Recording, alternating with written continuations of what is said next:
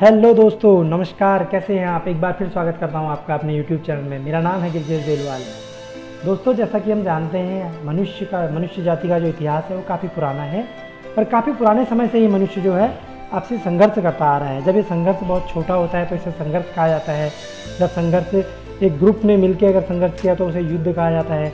जब एक बहुत वैश्विक रूप से ये अगर संघर्ष हो गया, अगर ये ग्लोबली एक संघर्ष हो गया तो उसे वर्ल्ड वार या फिर विश्व युद्ध कहा जाता है। ऐसा ही एक संघर्ष की हम ये कहानी लेके आए हैं जो 20वीं सदी के शुरुआत में हुआ था, यूरोप के अखाड़े में हुआ। ऐसा ही एक विश्व युद्ध हुआ जो यूरोप के अखाड़े में हुआ, in the battle ground of Europe. Europe जो था 20वीं सदी में काफ़ी ज़्यादा ग्रो कर रहा था, वहाँ पे प्रतिस्पर्धाएँ काफ़ी ज़्यादा बढ़ गई थी। ऐसा ही एक युद्ध वहाँ पे लड़ा गया जिसे प्रथम विश्व युद्ध का नाम दिया गया।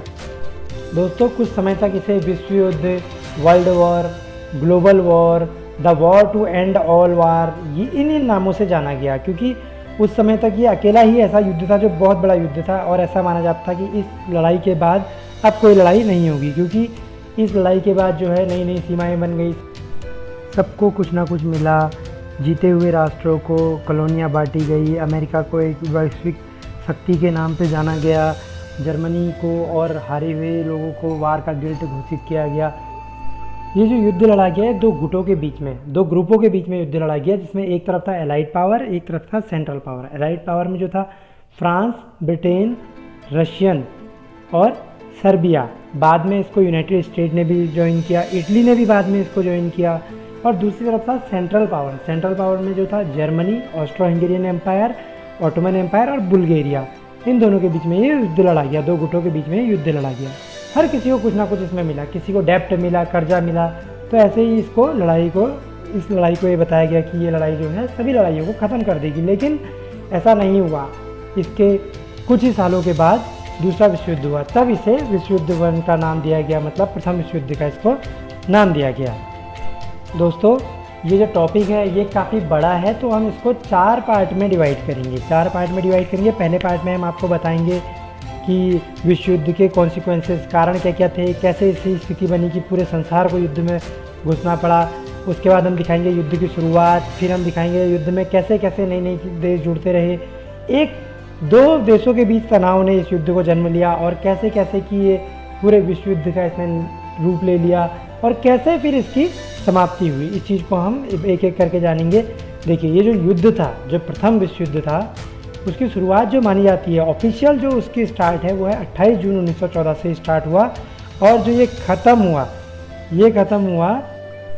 11 नवंबर 1918 में ये ख़त्म हुआ। 11 नवंबर 1918 में इसका फिनिश हो गया।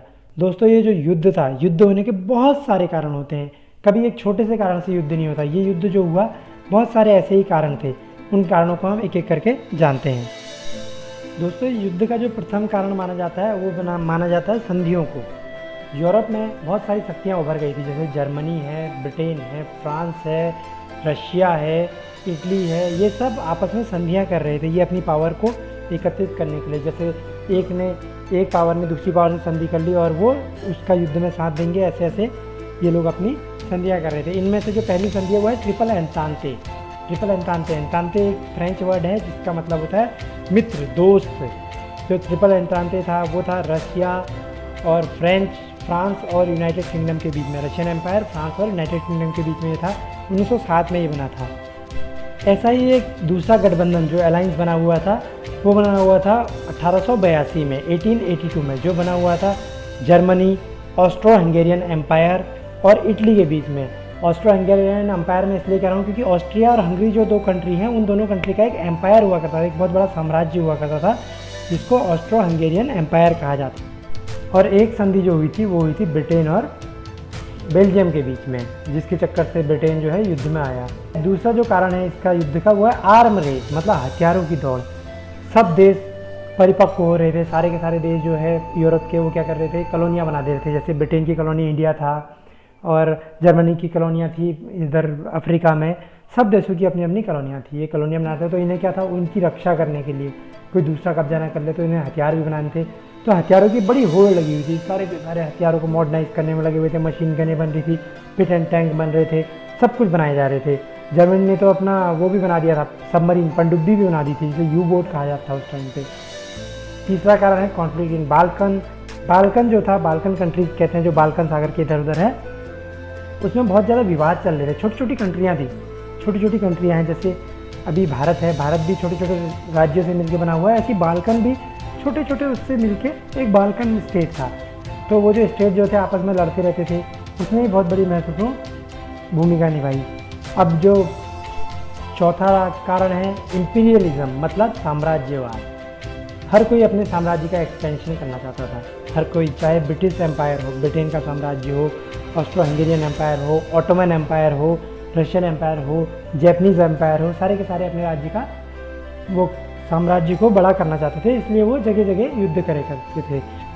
मिलिट्रीज़म मतलब सैन्यवाद। उस टाइम पे सैन्यवाद का भी बड़ा प्रचलन था। बड़ी बड़ी जो पावरें थी, बड़ी बड़ी ताकतें थी, उनकी कॉलोनियाँ हुआ करती थी एशिया में, अफ्रीका में, अमेरिका में। तो ये लोग क्या करते थे, उसकी रक्षा के नाम पे, उस कॉलोनी की रक्षा के नाम पे और आपस में एक दूसरे से रक्षा के नाम पे ये लोग बड़ी बड़ी आर्मियाँ बनाने लगे। लाखों की आर्मियाँ बनने, करोड़ों की आर्मियाँ बनने लगी। और ये जो आर्मी थी, इनका खर्चा उठाने के लिए इवन 85% तक के अपने बजट का ये लोग उसमें डिफेंस में लगाने लगे। पैट्रियटिज्म मतलब देशभक्ति की भावना। लोगों में देशभक्ति की भावना कूट कूट के भरी हुई थी। लोग ये सोचते थे कि हमारा देश हमारे लिए सब कुछ है। मतलब ये अपना, जैसे भगत सिंह, सुखदेव, इन लोगों के टाइप लोग जो थे, देशभक्ति के लिए जान देने को तैयार थे। वो ये सोचते थे कि युद्ध करे बिना कुछ नहीं हो सकता, बिना युद्ध के, ग्लोरी ऑफ वार, मतलब जो युद्ध था उसको एक ग्लोरी बनाया गया। बोले बिना युद्ध के कुछ नहीं हो सकता। एक देश को अगर महान बनना है तो उसको युद्ध करना ही पड़ेगा, अगर वो युद्ध नहीं करेगा तो वो महान नहीं बन सकता। इन कारणों से ये युद्ध हुआ था। लेकिन इन सब में जो मेन कारण था, जिसे हम सबसे लास्ट में बता रहे हैं, वो थे इस शख्स की हत्या। जो शख्स आपको स्क्रीन पे दिखाई दे रहा है, इनका नाम है आर्चड्यूक फ्रेंच फर्डिनेंड। ये उस टाइम पे ऑस्ट्रो हंगेरियन एम्पायर के प्रिंस थे। इनकी जो हत्या हुई थी वो इनके द्वारा न्यूली कैप्चर्ड एरिया जो बोस्निया था, उसके शहर सराजेवो में। सराजेवो जो है बोस्निया का एक राजधानी है। ये जो कारण था, उसको मारने के कारण उसने एक जो तिल्ली लगाई बारूद के ढेर में। यूरोप जो था, जो पिछले जो हमने इससे पहले कारण बताए, उनके कारण पूरा यूरोप जो था एक लेयर करके पूरे बारूद के ढेर में बैठ चुका था। और उसमें तिल्ली जो दी थी वो ये थी आर्चड्यूक फ्रांज फर्डिनेंड की हत्या ने। इनकी हत्या कर दी गई थी। हम उसको आगे जानेंगे। दोस्तों, जिस आदमी को आप स्क्रीन पे देख रहे हैं, इनका नाम है आर्चड्यूक फ्रेंच फर्डिनेंड। यही एक इनकी मौत जो है एक तात्कालिक कारण था विश्व युद्ध के होने का। ये आर्चड्यूक फ्रेंच फर्डिनेंड हैं, वो जो ऑस्ट्रो हंगेरियन एम्पायर के राजा थे, फ्रांज जोसेफ, उनके भतीजे थे। फ्रांज जोसेफ के 3 बेटे थे, जो तीनों के तीनों राजा बनने के लायक नहीं थे। तो फ्रांज जोसेफ भी नहीं चाहते थे कि ये राजा बने, आर्चड्यूक फ्रेंच फर्डिनेंड, लेकिन ये सबसे लायक उनमें थे, तो इनको राजा बनना था। अभी क्या था कि 1913 में उनकी तबीयत खराब हो गई राजा की, फ्रेंच जोसेफ की, तो अभी इनका राजा बनना तय था। तो राजा बनने से पहले ये पूरे अपने जो साम्राज्य है उसको घूमना चाहते थे, अपने साम्राज्य को घूमना चाहते थे।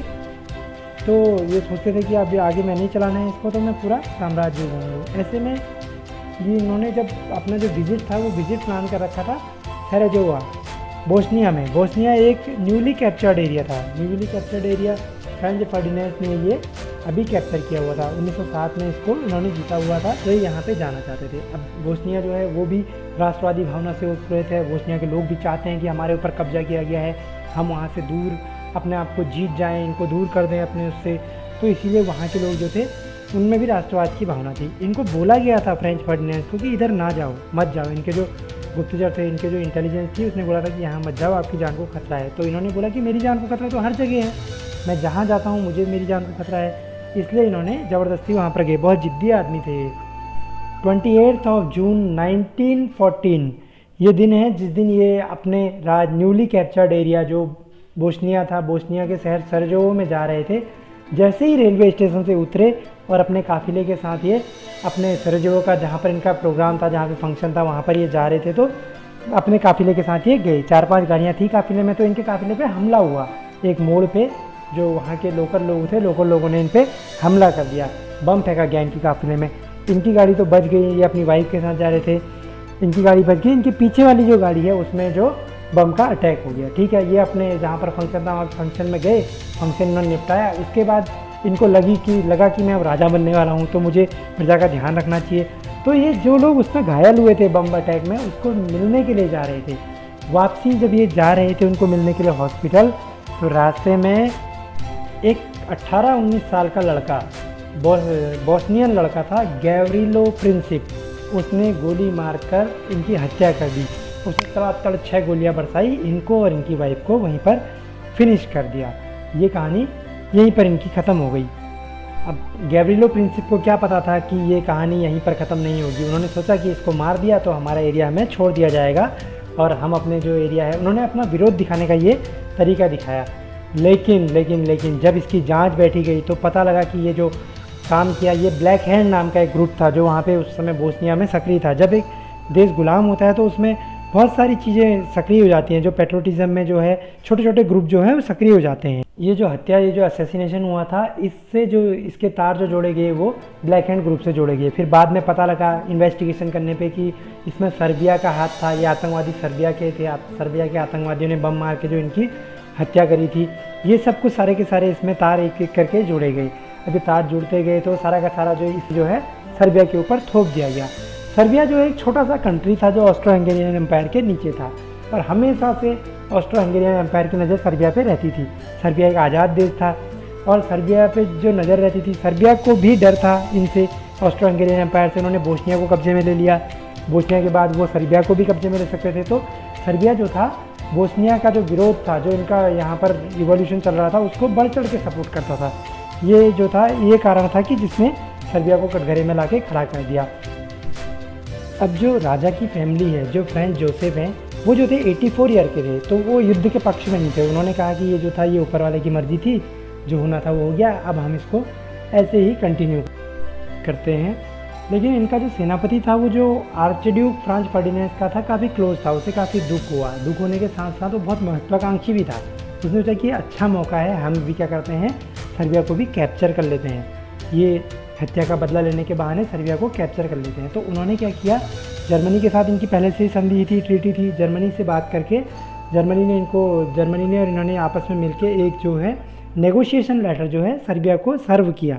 सर्बिया को बोला गया कि ये तुम्हारा नेगोशिएशन लेटर है, तुमने इसको फॉलो करना ही होगा। इसमें जो 10 मांगें थी, 10 मांगों में 8 मांगें तो सर्बिया ने मान ली, लेकिन 2 मांगें जो थी, एक कैप्चर ऑफ सर्बिया, सर्बिया का जो कैप्चर था वो ऑस्ट्रो हंगेरियन एम्पायर में, वो उसने नहीं मानी। और दूसरा जो था कि बिना युद्ध के आत्मसमर्पण, वो भी नहीं मानी। सर्बिया ने बोला बिना युद्ध के आत्मसमर्पण तो हो ही नहीं सकता है। सर्बिया छोटा कंट्री था, डर के मारे 8 मांगे तो मान ली उसने, लेकिन 2 मांगों में उसने कहा कि अभी छोटा कंट्री है लेकिन वहाँ पर भी पैट्रियोटिज्म तो हो रहा है ना, वहाँ पर भी लोगों में राष्ट्रवादी भावना, लोगों ने भी बोला कि नहीं, हम युद्ध करेंगे, हम युद्ध के लिए तैयार हैं। ऐसा ही फिर ऑस्ट्रो हंगेरियन एम्पायर ने बोला कि अब युद्ध के लिए तैयार हो जाओ, अब देखो हम तुम्हें कैसे बताते हैं, हमारे साथ जर्मनी भी है। ये जो नेगोशिएशन, वार्निंग वगैरह, ये जो सब हुआ था, ये जुलाई में हुआ था, इसलिए इसको जुलाई क्राइसिस भी बोला जाता है। क्योंकि जो प्रिंस की है उसकी डेथ हुई थी 28 जून 1914 में, इसलिए इस सबको जुलाई क्राइसिस भी बोला गया। अब उनको पता था कि ऑस्ट्रो हंगेरियन एम्पायर को पता था कि सर्बिया के साथ रसिया है, क्योंकि रसिया में और सर्बिया में दोनों में साल्विक लोग रहते थे, एक ही एथेनिसिटी थी, तो रसिया उसको ज़रूर सपोर्ट करता। रसिया एक बहुत बड़ी पावर था, तो रसिया को काउंटर करने के लिए उन्होंने जर्मनी से एश्योरेंस लिया। जर्मनी भी यूरोप में 1870 के बाद बहुत ज़्यादा पावरफुल हो चुका था, क्योंकि बिस्मार्क ने 1871 में उसका यूनिफिकेशन किया। फिर बिस्मार्क के जाने के बाद कैसर वेलहम सेकेंड ने ऑस्ट्रिया हंगरी को एश्योरेंस दिया कि आप लड़ो, हम तुम्हारे साथ हैं। दोस्तों, ये जो सारी की सारी घटनाएं हैं एक सीरीज़ में युद्ध से पहले हुई, तो इसके बाद युद्ध हुआ। फिर युद्ध में कैसे कैसे अलग अलग कंट्रीज़ ने अपना कंट्रीब्यूशन, कैसे ब्रिटेन आया, फ्रांस आया, रशिया आया, जर्मनी कूदा, ये सब हम नेक्स्ट पार्ट में जानेंगे। अगर आपको हमारा वीडियो अच्छा लगा हो तो इसमें कमेंट करें, लाइक, शेयर और सब्सक्राइब तो करना ही है। धन्यवाद दोस्तों।